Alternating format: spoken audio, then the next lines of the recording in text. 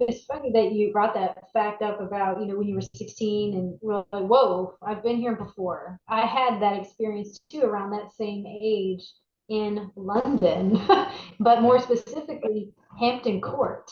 Welcome to the Past Life Awakening Institute podcast. If you're interested in having personal sessions or certification training, go to pastlifeawakeninginstitute.com for details. Welcome, Maggie. Good to have you on the podcast. Thank you for having me. I appreciate it. Great. So this is Maggie Donovan. She's a transpersonal hypnotherapist from the Institute of Interpersonal Hypnotherapy. She has a degree in psychology from the University of New Orleans, and she has additional learning credits from my Past Life Awakening Institute. And so she has a career in the past as an educator of history, and she was then guided back to her calling as a hypnotherapist to work with people on their spiritual journey. She works in person at the Metaphysical Resource Center in New Orleans and online giving sessions via Zoom. So you can find her at thehypnoticniche.com, and her website for the Metaphysical Resource Center is mrctreasures.com. So it's interesting, as a transpersonal hypnotherapist, if you can tell us, and what does that mean in terms of the therapeutic modalities that you tend to use? Well, I generally do a lot of past life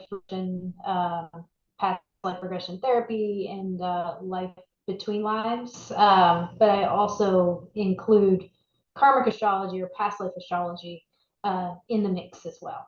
When we're talking about hypnotherapy or being a transpersonal hypnotherapist, there are a lot of hypnotherapists out there who are really focusing on regression to this life or working with the subconscious mind.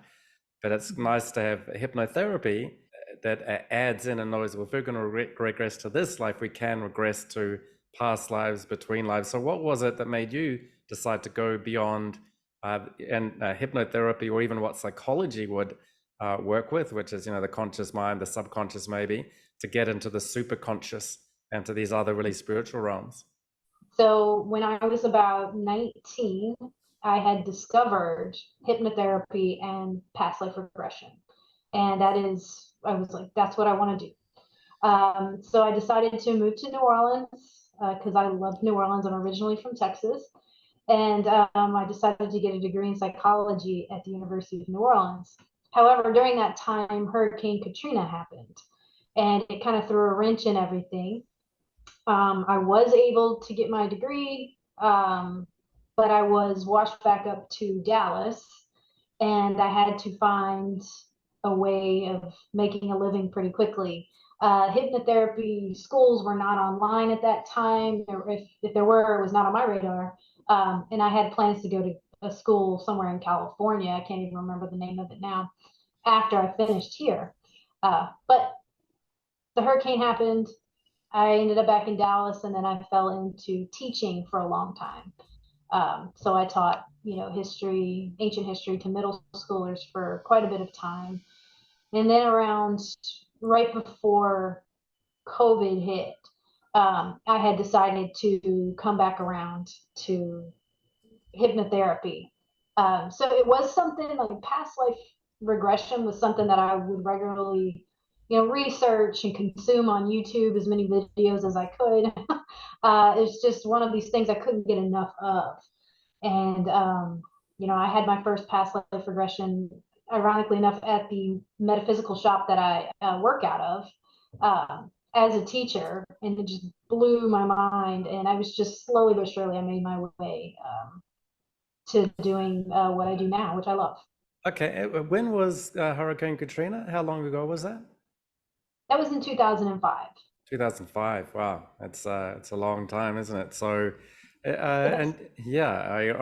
so you're 19 years old back then around that time. So what was it that made you click with past life regression hypnotherapy back when you're 19 the first time? That is a good question. I don't know. I grew up very traditional Catholic. I went to a Catholic school. It was not on my radar at all. But as soon as I had discovered the idea of reincarnation and then this past life regression where you can be hypnotized to see former lives, it just clicked for me. It was like, this is what I'm going to do. This is what I want to do. Okay, but did you discover a book or something? Or just... Yes. Yeah. Well, I actually looked, once I feel like I may have seen it on TV or something, Okay. but I did go hunting for books. But it was a book that I've had forever, even through moves and things like that. I still have it today, and I had bought it way back then. Right. But it was something that I read through. Yeah.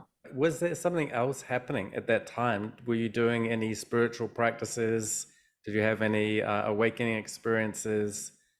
Anything like that in conjunction with finding the book? So maybe the kind of thing where something happens to you experientially, and then a book, and because of that, you then click and understand the book at a deeper level.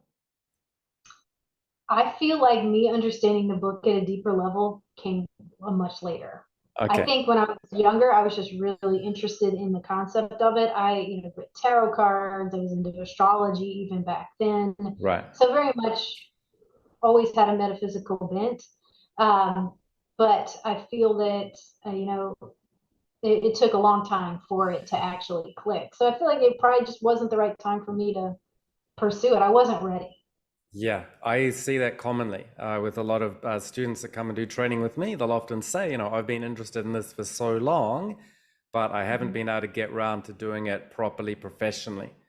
And there can Mhm. often be a bit of regret with that. I spoke to someone recently. It's like, I even trained when I was 24, 25, and I was doing it for a while, but then sort of life took over, and now I'm coming back to it after 10, 15 years. That's kind of a similar story to you as well. And so, but people can then think, I wish I'd got into it when I was 19 or 24 or whatever and continued it.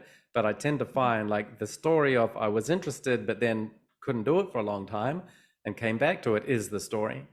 Yes. I rarely, if ever, have met people who said, "Oh, I was 18 and I thought I want to do this when I grow up, and that's what I did." I mean, I've met thousands of people. I don't know if I've met people like that. I suspect they may be being born now, but not in my Yeah. not in my generation anyway. So that is the story, and so that's that sort of that trick. People, it can be that thing of feeling, I was really into it, but it was too early. It wasn't the time, and now it is the time. And I had to go through these life experiences and build up transferable skills. But then one trick that can be is some people can think, it was too early for me, but I don't want people to think now, I'm 35, 40, 50, it's too late. And so Right. and so that's one thing I'd say to people, maybe it was too early then, but it doesn't mean it's too late now. And in fact, and don't regret that I couldn't do it earlier, because the life experiences I've had in the meantime were, I think, part of the life purpose that were all leading you towards being able to do this later on. So is that something that you feel? And I just actually, you meant the time that you spent, being an educator, and particularly in history. That's history, by the way, was my best subject in school, and as a past life regression therapist, I think that work fits pretty well. And being an educator, so what kind of did you find that build up transferable skills, or sort of makes sense as you look back? Oh, yes, yes. Especially like you mentioned, the history piece. Um, I was always interested in history, but obviously as a history teacher, you become, I don't want to call myself an expert, but you become, really, you have a really good understanding of history after teaching it for so many years. And, oh, yeah, absolutely. It is, a nice skill to have as a past life regressionist, because they may not know how, when people regress back into a lifetime and they're not exactly sure where they are or what's going on. With this history background, it's like, oh, okay, I can already kind of pick up where they are before they do. Yeah. Yeah, and I think it's also just part of, you're living day to day in the present being a teacher, but your working, waking life is immersed in thoughts of the past, and how those Yeah. and how those causes lead us to be the nation, or the people that we are collectively. And then we can start seeing that really at an individual level. So you mentioned there being like going to New Orleans and studying there. I do hear this quite a lot as well, which is like, I'm really interested in past life regression and hypnotherapy, so I'm going to go and study psychology. Well, I thought that psychology would have been a good degree to have to become a hypnotherapist. Yeah, and I took to it as well. That's another subject I can't get enough of. Okay. Did it turn out to be something that was helpful for hypnotherapy? Yes, I think the degree in psychology helped me through teaching as well. Okay. Because as a teacher, as an educator, you don't see the student as a number or uh, somebody that's going to do well on a test for you. You see the whole person or the whole individual. Yeah. But also it helps with your interpersonal skills and understanding that you don't take everything personal. If somebody's coming at you with something, certain attitude or whatever it may be, that you knowing with the psychology background, take a step back and like, okay, but what are they dealing with? Don't take it personal, so on and so forth. Would you even recommend it? Because some people do ask me, and they'll even say, I wanted to be a past life regressionist and hypnotherapist, and I did psychology, and then we never really touched on anything that I was really that interested in anyway. So I was like, well, what did I do that for? Apart from the indirectly related things. So was that a little bit your experience, or did you find, no, actually, I wouldn't change it, and it all sort of worked together and helped out? That's a really good question. I have found personally, like I said, that having a degree in psychology has helped me through, the many chapters of my life. Yeah. But related to hypnotherapy, I would say that a psychology degree is just a base, for human behavior and as well as the different theories. I would say that I don't use it as much as far as that goes, but when I did end up at the Institute of Interpersonal Hypnotherapy, I mean, that hit on everything that I was interested in. Right. Actually, one thing people do say to me is like, I really want to do past life regression hypnotherapy, but I'm going to study psychology because that is an esteemed degree. And hypnotherapy is something which, the training courses are not as rigorous as a, 3 to 5 year university degree. So it is nice to have those credentials. But if you're really specifically after that, so how did you find like taking that next step into the transpersonal hypnotherapy study you did? Oh, I loved it. I loved it so much. Okay. Again, I couldn't get enough, and I love your courses as well. I took them afterwards, and just to note that I love the school that I went to, but I really love the way that you delivered the material, and I felt like it was just, I don't know, I don't want to say better organized. I would just say that I just like the way that you delivered it. So I just couldn't get enough of the material. I absolutely loved every minute of it. Cool. Actually, well, thanks for saying that. And it's interesting because sometimes, the kind of training that I offer, and I have those video courses, and I also offer training. And one thing I do hear, another thing I hear from people is that, I've got some sort of certification already. So I'm already a hypnotherapist, and I've had 30 clients and they've gone quite well. So I'm not really quite sure why I'll do extra training with you. And so what you're saying there, and I think this is a good thing, a useful thing, that even if you're certified in a number of things already, it doesn't mean the other training, even in a similar topic or a related topic, even if it is beneficial. Yeah, very beneficial. But I do meet people who don't quite get that. This is something that my teacher said to me, which is that some of the best therapists he knew, they got certified and then practiced for a while. And then the next year they'd go to another certification course. They were already certified in it. They just go to it again. And they would do that three times. They would do that 3 times. So they're not like, I've got my certificate, I know everything. I've done 30 clients, they went well. But then the thing is, they'd have 30 clients that go well, and then I'd have a question about, I've had a couple of clients that didn't go that well. Can you help me with this? And then I'll give them advice, and they'll go, but you don't understand. I already know everything. I'm like, well, and there's a bit of a myth. So I'm like, well, you wouldn't be if you're asking that. And it's a little bit of starting at the beginning, but it is one of those things as well. I think with, and this is something for students or people who've been practicing for 6 months or so, 80% of your clients can be quite easy. 10% of your clients require you to do a bit of work. Maybe 5% of your clients can be a bit tricky. And the real professional training is not to teach you how to do the 80%. It's to teach you how to handle the tough 5%. Yes. And if you think, well, I don't need to do it because I can get 80 or 90, it's the 5 or 10% that you have trouble with that are going to be the difference between success or failure in the long run. Yes. Yes. And I actually have a story about that. Yeah. Doing a session, I had a woman come to me um, who had been listening to a meditation at night for astral projection.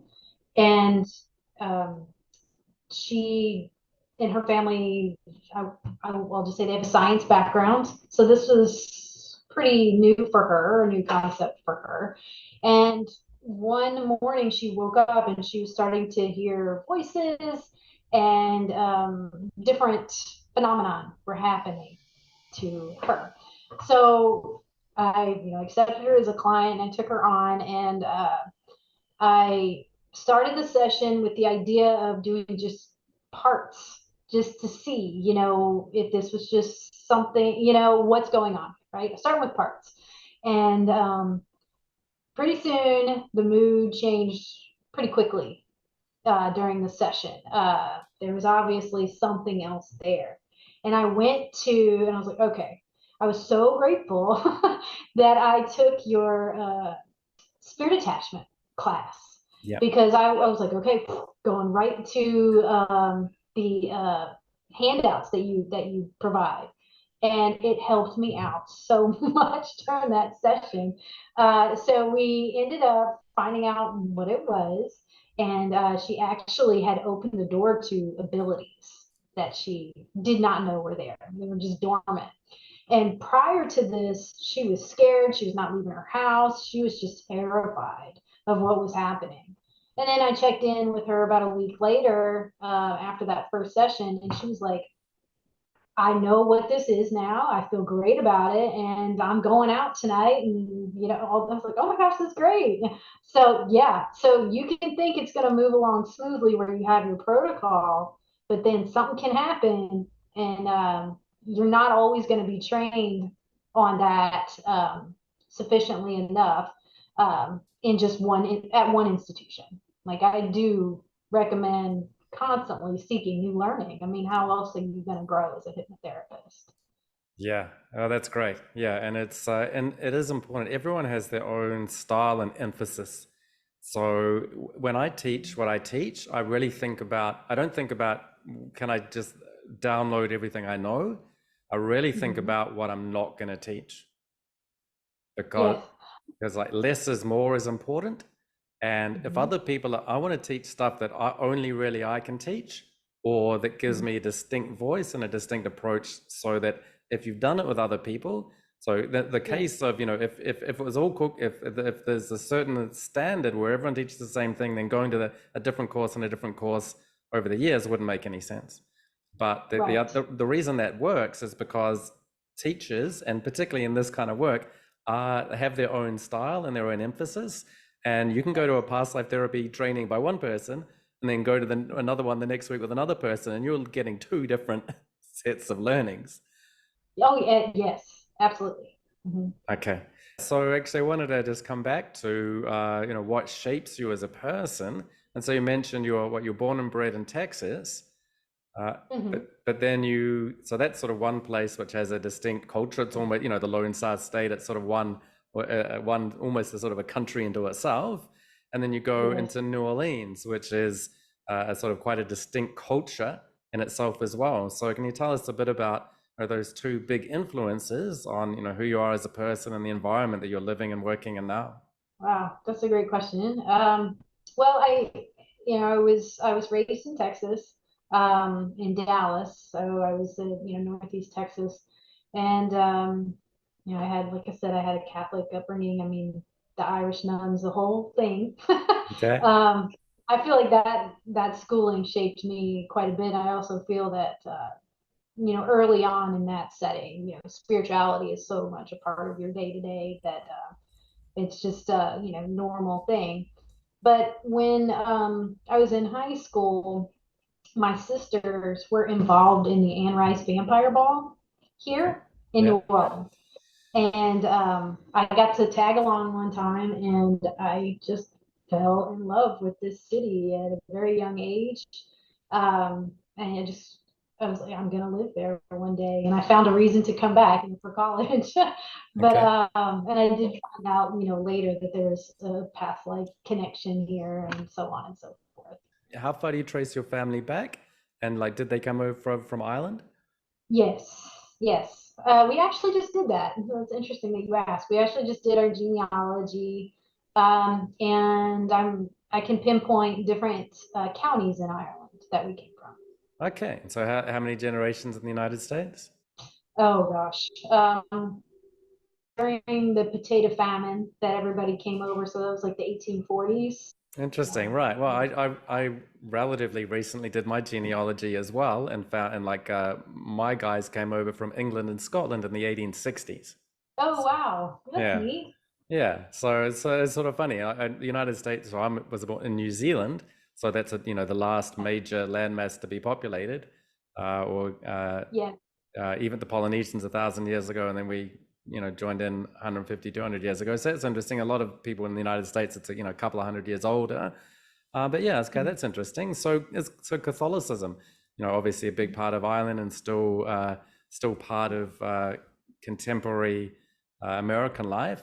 So did that influence you as well? You even mentioned a spirit release client.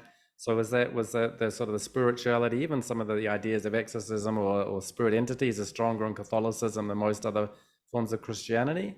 So is that something that was part of your background? Oh, yes, I think so. I mean, and Catholicism, I think to some people can be, so to other um, Christian groups can be a little spooky Right. because of some of the ritualistic practices and yeah, and then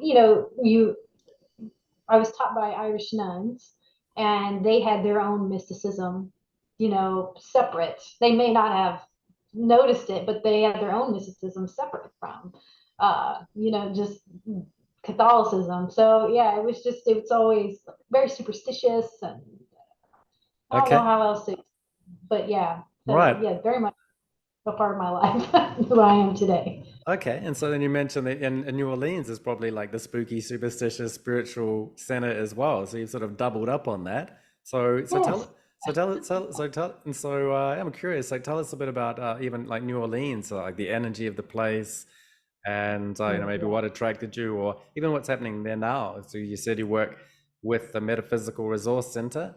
So yeah, Mhm. so yeah, so we'll maybe start off telling us about what the energy and the vibe is in New Orleans. Oh, well, New Orleans is, I feel like no other place in the world. I haven't traveled everywhere. Okay. I've only really been to Europe a Okay. few times, but New Orleans has just such a unique feel to it. It's one of the older places in the United States. It's not the oldest, but one of the older Yep. places. And it's a port town. So many different souls have come through this place for hundreds of years, Yep. and not to mention, pirates, privateers, I mean, so on and so forth. They were the ones that helped to build the city to what it is today. I mean, we have our famous uh, pirate, Jean Lafitte, who, is heavily revered around here, but he was a ruthless pirate, so, Yeah. but yeah, he was a part of our foundation. And I mean, the spiritualism is just a part of the day to day here. Yep. It's not, and there's almost nothing you can do that's going to shock anyone in New Orleans. Okay. Like, yeah. Yeah, so you've got Creole there. And so actually a friend of mine was also been on the podcast, Victoria. She's from the Dominican Republic, which is not that far if you're on a boat. And so they've got uh, Catholicism and then voodoo and that yes. mixture of cultures and the spirituality. So that how's that Creole culture and all of that? Is that something you feel in New Orleans? Oh, yes. Yeah. The voodoo is, it's just a normal practice here. There's quite a few voodoo priestess here and groups that actively practice, and I mean it's just a part of the fabric of this city, and I don't see it ever changing. Okay. Okay, so that is interesting. And this is one thing that can be an early indicator for a past life connection. Even like what is it that gets you into past lives? You can find a book or connect with something, but it can't even, it sounds like you go to a place. So I remember even going to Asia, stepping off the plane as a 16-year-old and just going, wow, just the heat, the smell, everything hits you and you just feel at home. And I've lived in Asia for the majority of my life. But as a 16-year-old, I was, just in white bread, New Zealand, but then I was there and boof, that was it. And I'm going to live here and that's it. And I went to India, that was in Indonesia. And then, a few years later, had this similar, just more intense feeling in India. And that was it. And and that's one of those things that's a past life indicator for me. So it sounds like for you to connect with New Orleans, the past life influence is there. So you mentioned you even did regressions and found out a connection. So what was that connection? What was that experience? Well, it was funny because it wasn't one that I had actually experienced. It was with a client. Okay. I regressed a client of mine, and she had some very interesting past lives based in New Orleans. Like she's had multiple ones here.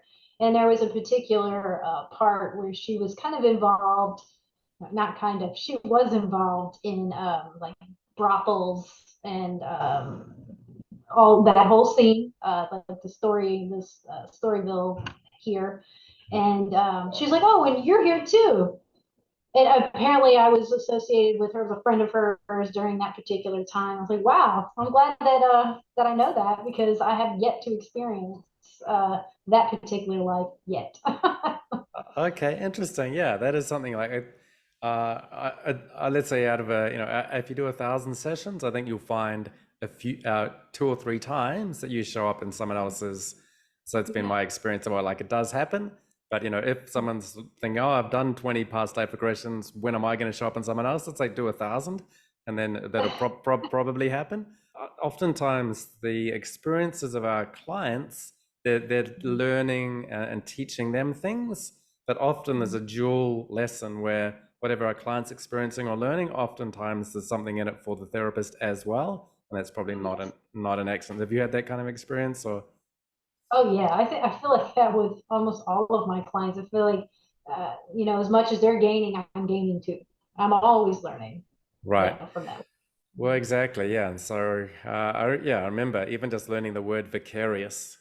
And in fact, it was a teacher in school. We're 16. Everyone said, who knows what the word vicarious means? And no one really knew what it meant. But it means, learning through other people's experiences without having to have them yourself. And so just that word always stuck with me. And I think that's just such a great way of, we're here incarnating, learning spiritual lessons. And we do that experientially through the vehicle that we're in. But this is one of the great benefits of doing this work is that you can double, triple, quadruple. If you learn your lessons, but then you learn vicariously the lessons of all of your clients, and what a way to accelerate your, spiritual lesson getting. Yeah, I love that. Yeah. Yes, I agree completely. Yeah.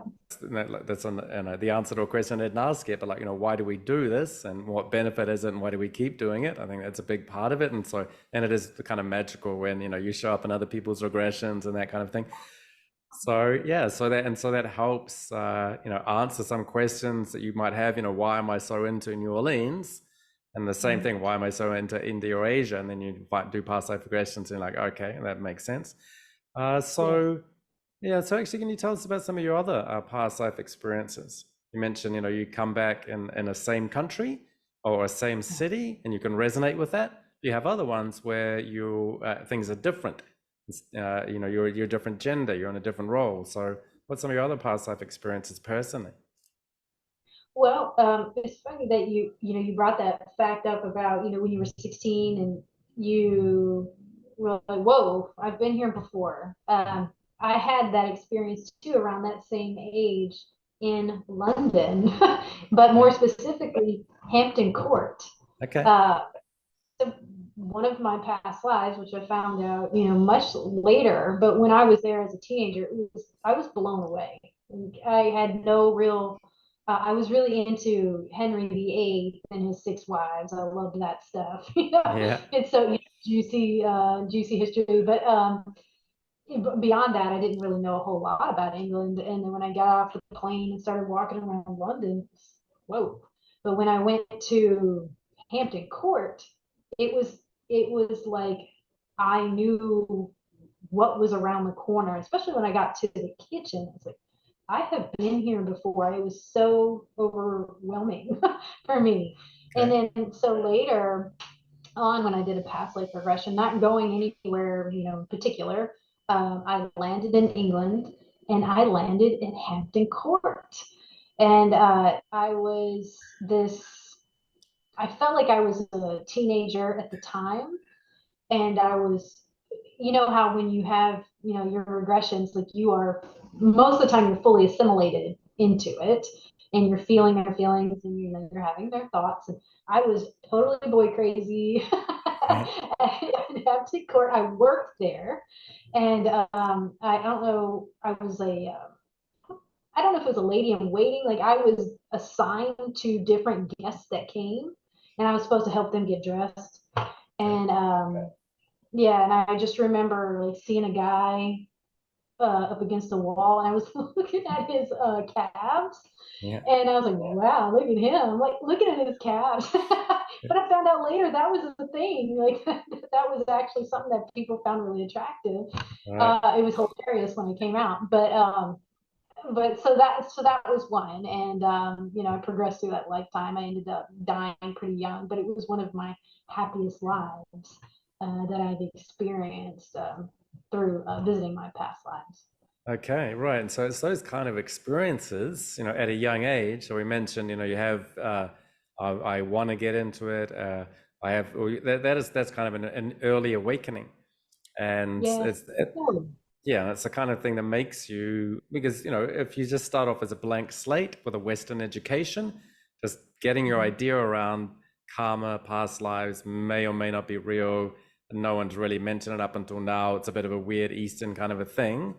To, well, the Buddha says it's not, that's the way it is, and the Dalai Lama seems like a nice guy. Why would he lie to me?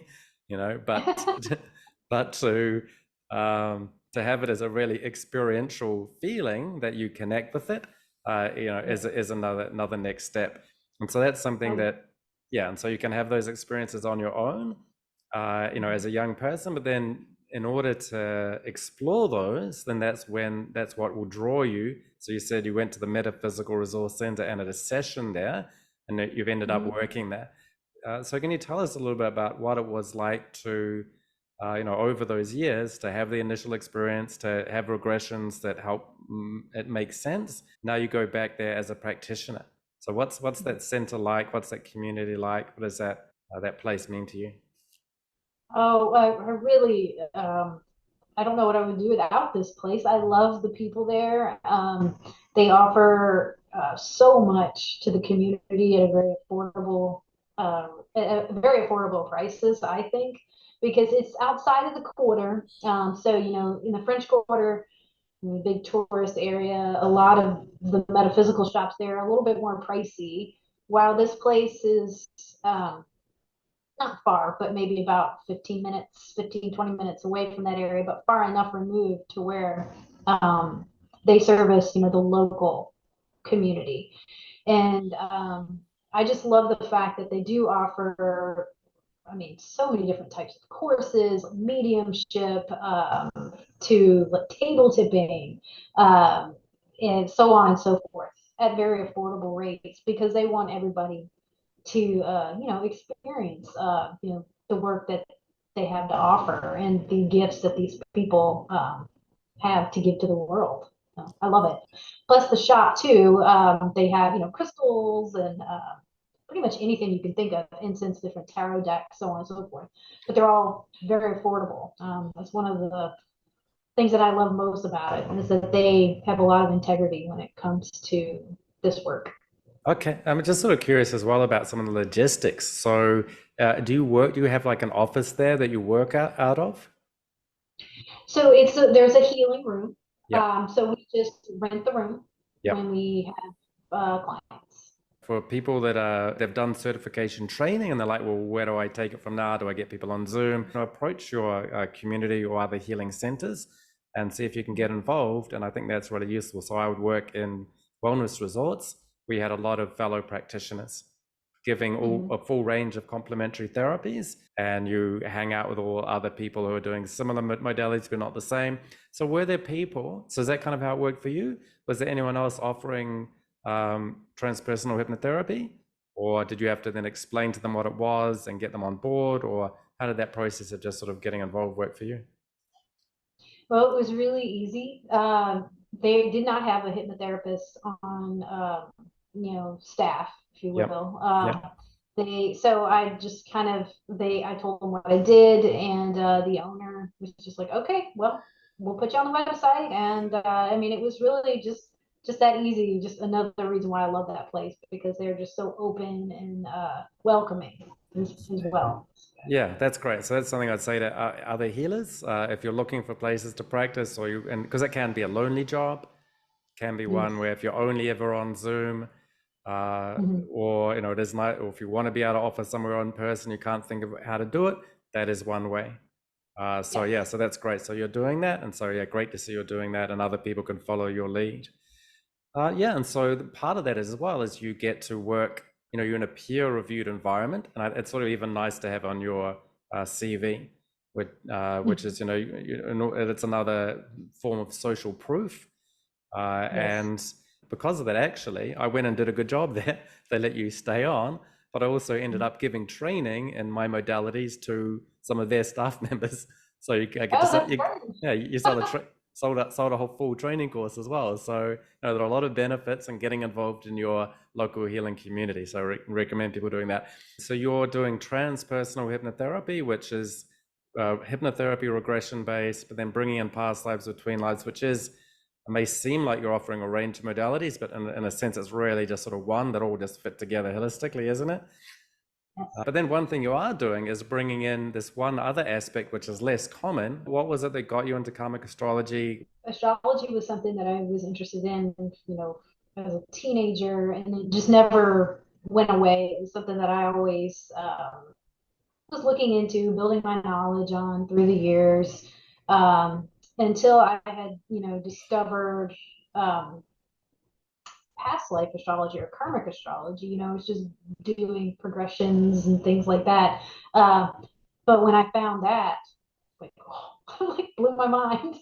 So being able to gauge somebody's past life experiences through their chart, and not only that, you also get an idea of where they need to evolve in this lifetime.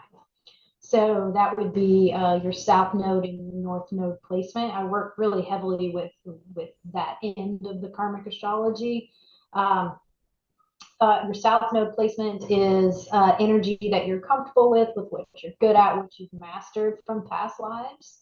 And your north node placement is where you need to be moving towards.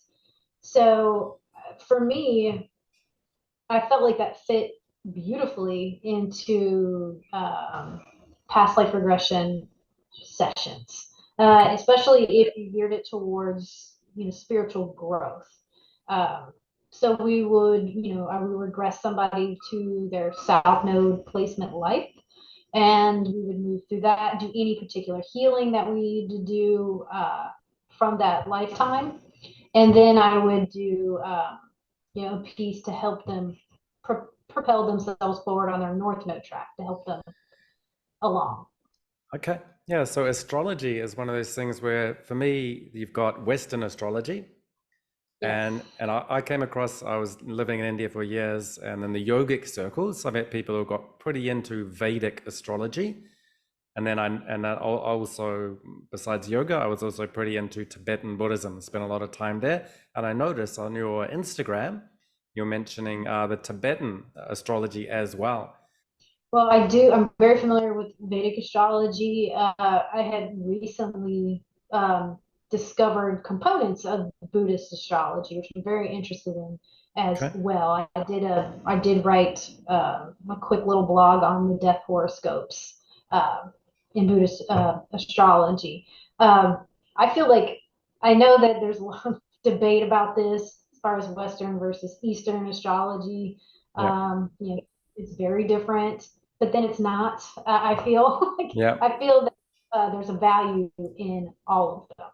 Okay. For example, I do focus mostly on Western astrology, but everything that I'm focusing on in Western astrology, there's an equivalent in Vedic astrology as well. So yeah, it's really just what I'm most comfortable with, but I do find value in all of them. I don't think one is better than the other necessarily. And Sure. I would not say that ever. There is no value in Vedic or Buddhist astrology. I feel that there's so much history there that there's probably a lot for me to learn. Sometimes it's really just a matter of picking the thing that you connect with and working within this sort of one paradigm, but particularly follow the teachings that I have rather than try and do too much. So Yes. was like karmic astrology a subset of Western astrology? How does that work? Yes, I guess it's a subset of karmic astrology, although of course there's I mean in Buddhist astrology there's this as well. So I can't really uh, say that it's just Western. But that's what I'm most familiar with, and my clients are most familiar with. But so as far as the South Node goes, I mean that is telling us what you're coming in with, Oh, is and that what lifetime that you could have experienced. I'm sorry, go ahead. okay? Yeah. So it's interesting that so within Western astrology, you've got the concept of karma, Yes. which sort of that's something that what has been taken out of a lot of Western philosophy. So does that mean? But I understand people like Plato and Socrates believed in reincarnation, and are Yes. they part of? So you can tell us a bit about how karmic astrology is actually part of Western culture and understanding.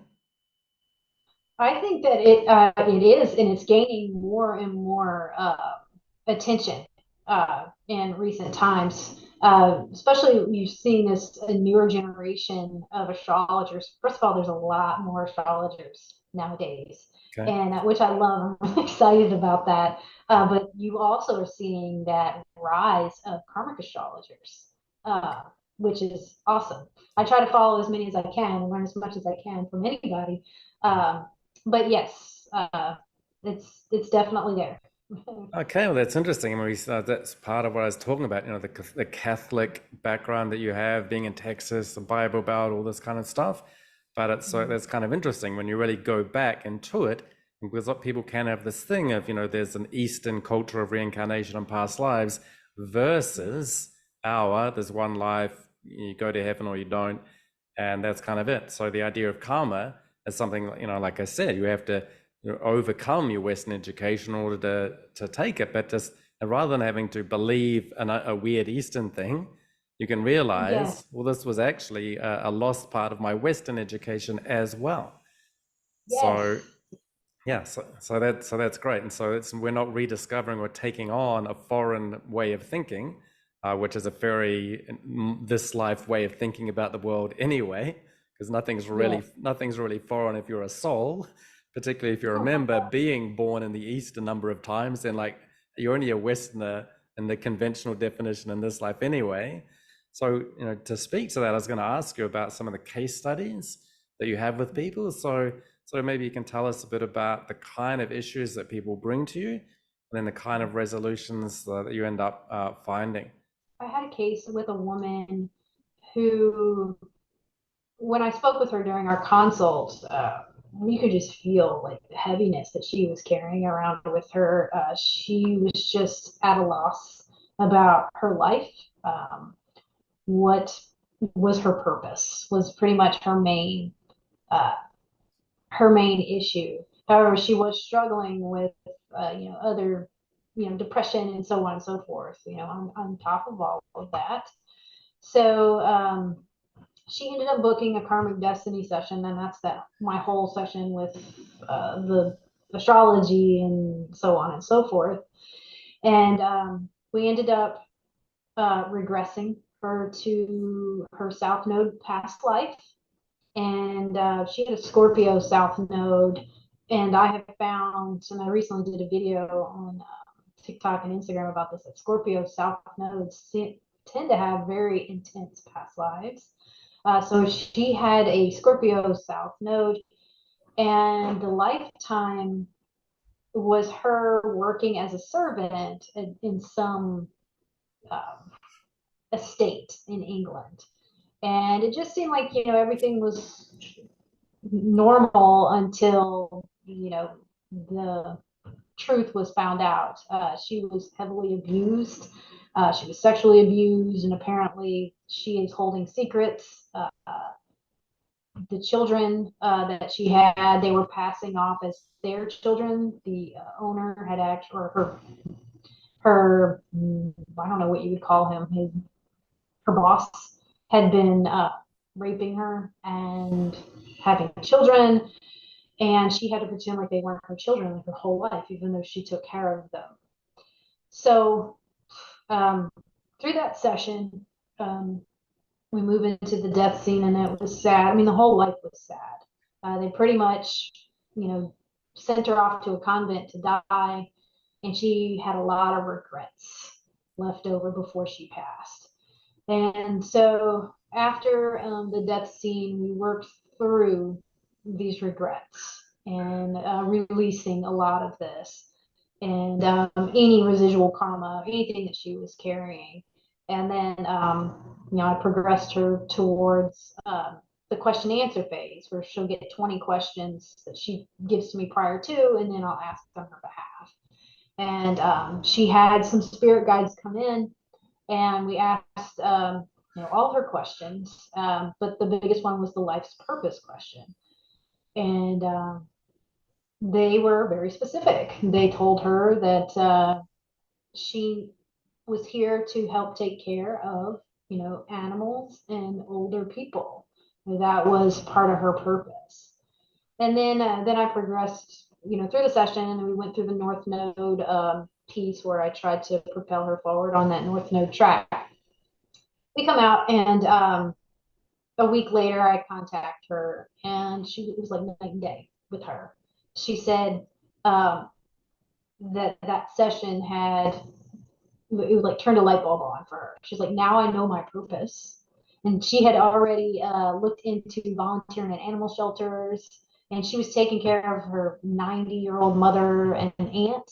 And she said, besides looking at it as a chore, I'm looking at it now as something, part of my purpose. It's why I'm here. So that was a pretty nice, experience.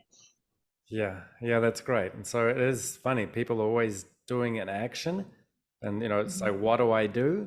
But and they may not know what to do. But a key can be, while you're already doing it in a way, or it may seem simple, but if you have that real why behind it, why you're doing what you're doing, and then that makes all the difference. And it's so interesting just have that lightness.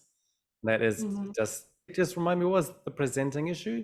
She had a heaviness, a sadness about her. Yes, so she had, she was really wanting to know what her purpose was. Right. But she was carrying all this sadness and depression that I felt after doing the session. A lot of it was some carryover from that particular lifetime. The abuse that she endured, the neglect, and just totally not appreciated, completely taken for granted. Yeah. Plus the idea of her children never knew that she was actually her real mother. And that was the deep sadness that she carried. And, like I said, we worked through that before we moved into the question and answer phase of the session. But yeah, so that was a really nice session that it worked out the way that it did, with a case where it felt like her, how she was feeling, the heaviness that she was carrying around was so heavy that I didn't know that it could make a difference in just a single session. But in this particular case, it made a big impact on her. I'm thinking about other examples of the kind of people you work with. And in the old days in hypnotherapy, it was, weight loss, smoking. It's like, okay, it's pretty concrete, but we tend to not really do too many of those sessions these days, particularly if you're doing transpersonal hypnotherapy. How many of your clients come with a well-defined issue, and how many of them come saying, I'm drawn here for some reason, I can't even really articulate it?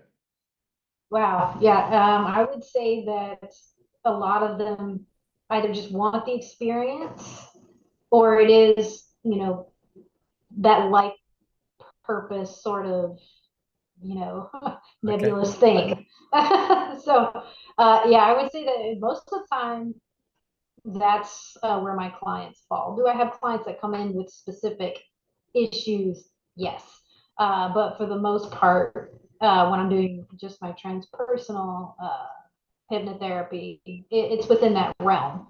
And I have found that, I don't know if you've found this too, but when people come to you for life purpose, and then we go through the session, and then we find life purpose, I've often found my clients get answers like, you're here to love, or you're here to make people laugh, those sorts of things. And they're like, oh, wow, that's it? It's like, yes, apparently it is. Yeah, well, exactly. So in terms of the answer in terms of doing isn't particularly satisfactory. So you're not really going to get told exactly what to do, but you might have a why. And this is even actually really part of the issue that people have. People really want to be a human doing. Yes. Like, what do I do? And the answer isn't. It's really be being. Be in the now, be in the moment, be into being, and don't worry too much about doing. And the worrying about the doing is what's putting out of being in the being. So it's really an antidote to a lot of this. Does that make sense to you, or you see that kind of thing? Yes. Yes. And the other, point I like to make to my clients that may be like, oh, so I'm just supposed to be loving. It's like, I don't think that you need to think about it as, we don't fully grasp the impact an individual has on us until they're gone, or they're out of our lives. And just your presence alone can bring, you being who you are, can bring so much to another person. You have no idea. Yeah. Do you find that that's the case? Absolutely. It reminds me when I was young and ambitious. Well, I was quite young in order to still be ambitious, have things that you want to do. So I asked somebody, if it's, what do you want to do? And thinking, what do you want to achieve? Where do you want to go? All these. And she just said, I just want to be a good person. Oh, Yeah. I'm like, it sort of stopped me in my tracks and was completely not the train of thought that I was going down. But right. that is pretty much it, If you can go through life not craving, not having greed, not having excess consumption, not desiring, thinking about what you can get from a situation instead of what you can give, be driven by all of our emotions and desires. If you can calm and tame that and just sort of be peacefully content in a very simple way, that's an ultimate kind of part of an answer in that. And within that as well, I find some of the other key things that come up is from that is that you forgive those who are going out cheating, stealing, lying, taking, all of this stuff. One of your past lives, you said, was you kept being incarnated as a male. So what was sort of this, what was that experience like? Well, I have two, and one of them was as a Roman soldier. It was after the fall of Rome, because there was a scene where I was like a teenager, and it was just chaos in the streets, and so I don't know if I can technically say I was a Roman soldier per se, but I was definitely a soldier as I progressed forward. Yeah. And it was bizarre. It was bizarre. I was riding a horse in one scene, and I was, like I said, a soldier. And I looked down at my legs, and they were just so muscular.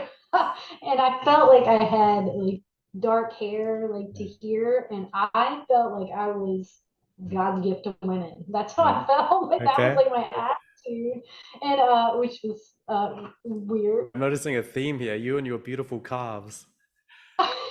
Yeah. What is wrong with me? Oh, just kidding. But yeah, definitely focusing a little bit on the legs. But and then I progressed into there was a battle of some sort, and it was the death scene for me, and I was still fairly young. But that seems really powerful because I'm laying there, and as a soldier, I had already sort of made peace with the fact that I could die at any moment. So I wasn't scared at all. I was ready.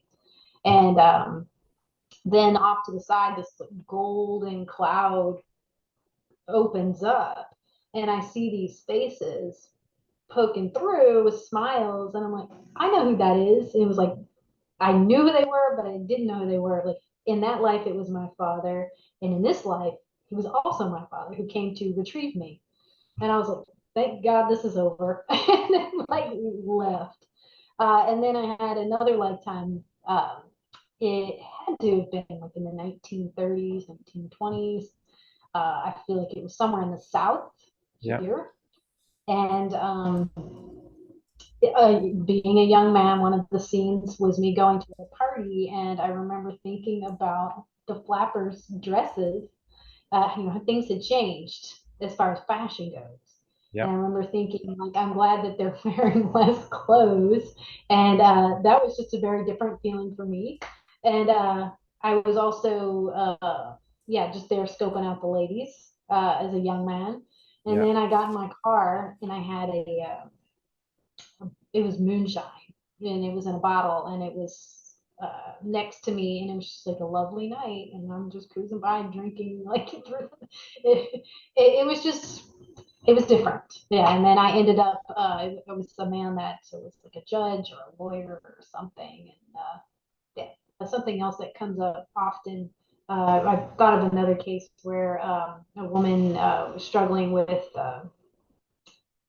issues in her marriage, and we had done a regression, and there was definitely a lot of really awful abuse from this person that was is her husband now. Obviously, the roles change, and the years, everything changes except for the dynamic. Um, One of the biggest lessons that came out of the sessions were learning compassion too.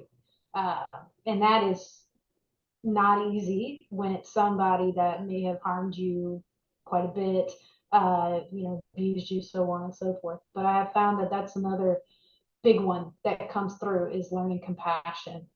Like you said earlier, they know not what they do, right? Yeah. So, and understanding that and really, really digesting it and trying to practice it is important. What would you say to people who are maybe interested in doing this kind of work? Maybe if there was like the 19-year-old you who's sort of into past life regression and wondering what to do, or the one that's off studying psychology, or the one that's being a teacher thinking, oh, I still like hypnotherapy, wonder if I'll get around to it. And so what would you say to people who are at whatever stage they are on this journey of wanting to be where you are now, which is a practicing professional transpersonal hypnotherapist doing past life regressions for a job? Well, I would say do it. I Okay. would say do it. I know you'd mentioned earlier about the, people's journey where they were, oh, I really like this, but then they went on a detour in life and then they came back. Um, uh, you know, I know that it was part of my journey as well. Yeah. And there was really almost nothing I could have done about it, but it doesn't stop you from studying it. It doesn't stop you from reading any books about it until you feel that you are ready. But in my opinion, I feel like you should just do it. Just try it, make it happen because it's a wonderful profession. It's incredibly rewarding. And I love it. I'm very passionate about it. And I think there needs to be more of us out there. Okay. And what would you say to people who are interested in having sessions with you? Well, first I would, advise them maybe we should, have a little chat prior to, so schedule a consultation, a complimentary consultation, and we can go from there. Most of the time we can, we can work through what it is that you're looking, to achieve, whatever your goal is or what you're trying to resolve. But it's nice to just have that, introductory chat too. That's a great idea. I always do that as well, because people can not have sessions because they think I'm not quite sure if I can do it, if I've got a good enough reason, whatever it is. And you can think that for a long time. But if you just simply reach out and ask, once you get into it, they start realizing, oh, I sort of thought we could work on this. But then you dig into it a little bit and you find out this is a key point to grasp onto, and they can really be valuable. How can people find out more about you? How can they contact you? So I'm on Instagram. I'm Hypnotic Niche, and my website is thehypnoticniche.com.